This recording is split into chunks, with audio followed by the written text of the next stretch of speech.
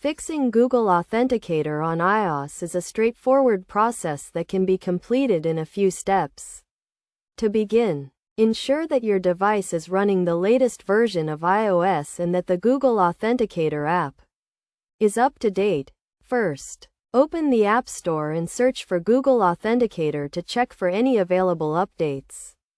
If an update is available, tap the Update button to install the latest version. Next, if you are experiencing issues with Google Authenticator, try restarting the app. To do this, double-tap the Home button or swipe up from the bottom of the screen to open the app switcher. Then swipe up on the Google Authenticator app to close it. After closing the app, wait a few seconds and then reopen it to see if the issue is resolved.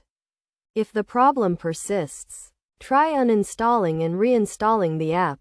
To do this, press and hold the Google Authenticator app icon until it starts to jiggle.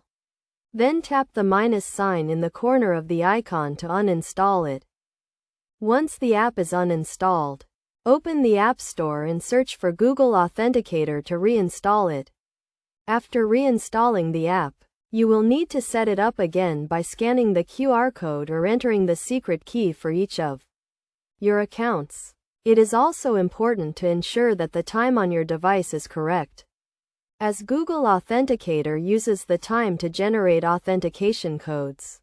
To check the time, go to the Settings app and select General, then Date and Time. Make sure that the option to set the time automatically is enabled. By following these steps, you should be able to fix any issues with Google Authenticator on your iOS device and get it working correctly again. Remember to always keep your device and apps up to date to prevent any future issues.